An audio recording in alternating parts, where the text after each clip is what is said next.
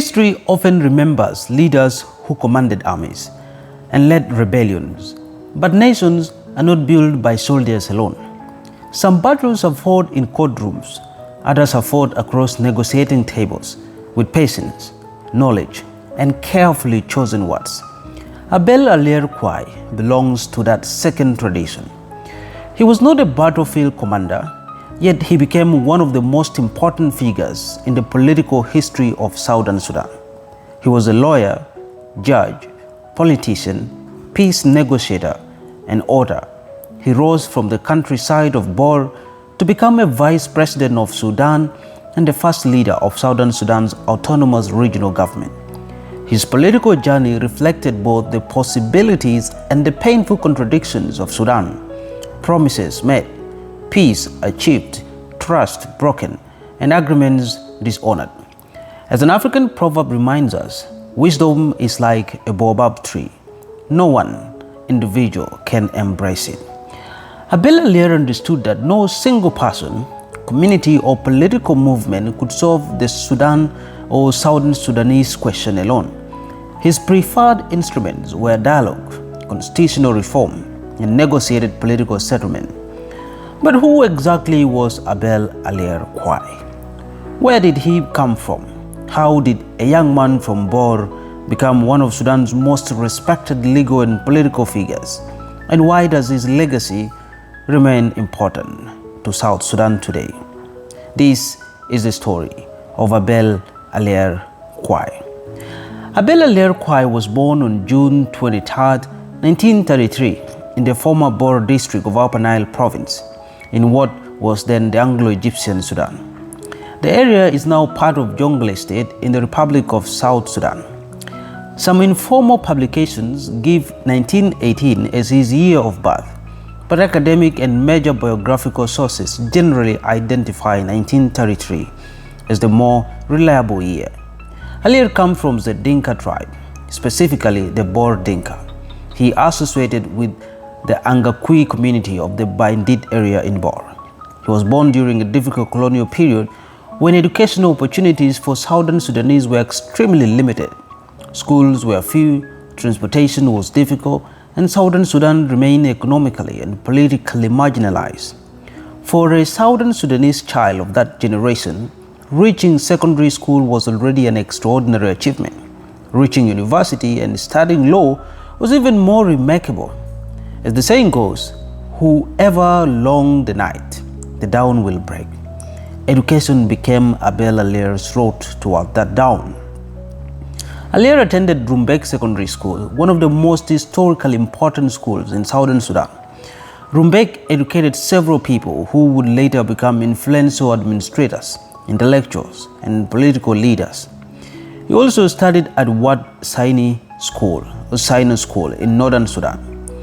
His movement between southern and northern educational environment exposed him to the different cultural and political realities existing within the country. Alier eventually entered the Faculty of Law at the University of Khartoum. He completed his Bachelor's of Laws degree in 1959, becoming one of the earliest Southern Sudanese to receive advanced legal training. He later undertook further legal studies and research abroad. Academic accounts connect him to the University of London, where he worked as a research fellow in the land law in 1961 and 1962, and to Yale University in the United States, where he pursued postgraduate legal education. This training gave Alier more than professional qualification. It taught him how governments were constructed, how constitution distributed power, and how legal agreements could protect or fail to protect the rights of marginalized communities. After completing his education, he worked as a lawyer and established a legal practice. He then entered the Sudanese judiciary, serving as a magistrate and district judge in places including El Obeid, Wad Medeni, and Khartoum. He became one of the first Southern Sudanese to rise prominently within Sudan's judicial system. The courtroom became his first political school. There, he learned that justice required more than good intentions. It required institutions, enforceable laws, and leaders willing to respect them. That lesson would define his entire public life. Sudan became independent in 1956, but independence did not resolve the country's deepest political divisions. Many Southern Sudanese demanded federalism, regional autonomy, and meaningful representation. Instead, political power remained concentrated in Khartoum. While attempts to impose single national identity increased Southern grievances, the First Sudanese Civil War, which had begun in 1955, continued between the central government and Southern insurgents, who later became associated with the Anyanya movement. It was within this troubled environment that Abel Alier entered politics.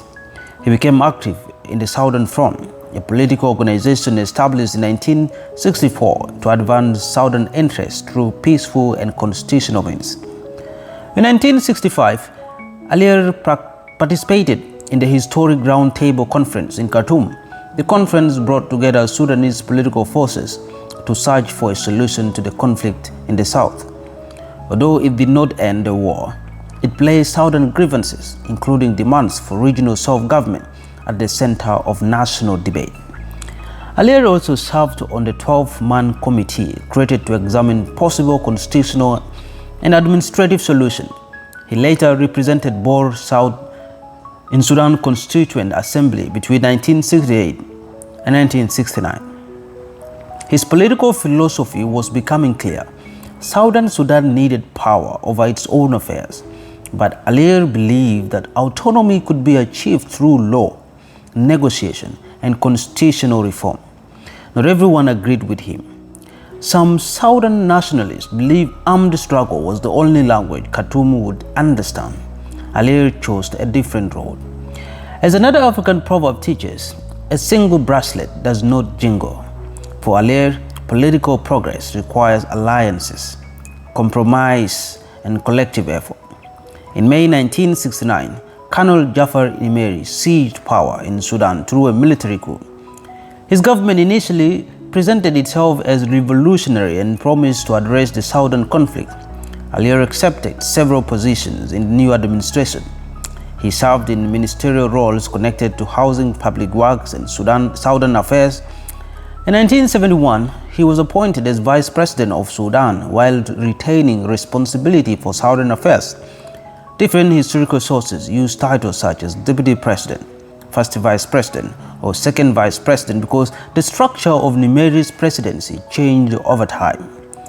What is certain is that Abel Alier became one of the highest-ranking Southern Sudanese officials in the national government. His appointment gave him influence, but it also placed him in a difficult position. He had to represent Southern aspirations while serving within a government many Southerners deeply distrusted. This made him both respected and criticized. Supporters saw a skillful statesman using access to power to advance Southern interests. Critics believe he was too accommodating towards Nimeri and Khartoum. But history rarely offers leaders easy choices. Alier's greatest test and greatest achievement was about to come. By the early 1970s, the First Sudanese Civil War had caused enormous suffering and displacement. Neither the government nor the Southern Liberation Movement appeared capable of achieving a decisive military victory. Church organizations, particularly the All-Africa Conference of Churches and the World Council of Churches, helped create a channel for negotiation. Peace talks were held in Addis Ababa, Ethiopia in 1972. Abel Alier led the delegation representing the Sudanese government. Esboni Mundri led the delegation of the Southern Sudan Liberation Movement, while Joseph Lagu remained the central leader of the Anyanya forces. The negotiations required enormous political courage. The parties had spent years treating one another as enemies. Now they had to sit across the same table and imagine a shared political agreement. On February 27, 1972, the parties signed the Addis Ababa Agreement. The agreement ended the First Sudanese Civil War and created the Southern Sudan Autonomous Region. Equatoria, Bahr el-Ghazal, and Upper Nile were brought together under one regional administration, with Juba serving as the capital. The South received its own regional legislature and executive government. English was recognized as the principal language of the region. and arrangements were made to integrate former Anyanya fighters into national military and security institutions. The agreement did not grant independence, but it gave Southern Sudan a significant level of self-government and brought nearly 11 years of relative peace. This was the political settlement Abel Alier had pursued for years. He had helped demonstrate that a Southern leader could negotiate not from silence or surrender, but from knowledge, preparations, and determination. Following the Addis Ababa agreement, Abel Alier became the first president of the High Executive Council in 1972. In practical terms, he was the head of the new autonomous government of Southern Sudan. This point must be clearly understood.